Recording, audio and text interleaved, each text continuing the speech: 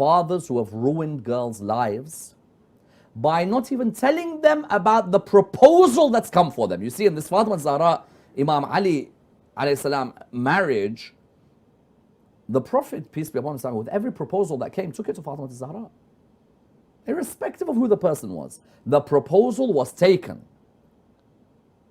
There are some out there who believe that, well, I don't want him, and I'm sure she doesn't want him. How do you know she didn't want him? Maybe she wanted him.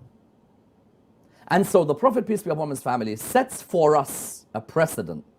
When someone has come to propose for my daughter Fatima, I will take the proposal to her.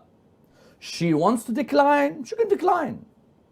When we have in our communities today situations, and you know, many of the youth will email me and Facebook messages and so on, and people send us messages from far and wide.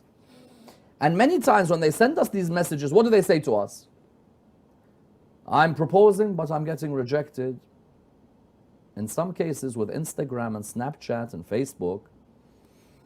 And what other social media are there out there? Hussein, which other social media exist? I don't know, Twitter, Facebook. With all of these things that exist, what you have is that now the boy and the girl know each other before that proposal.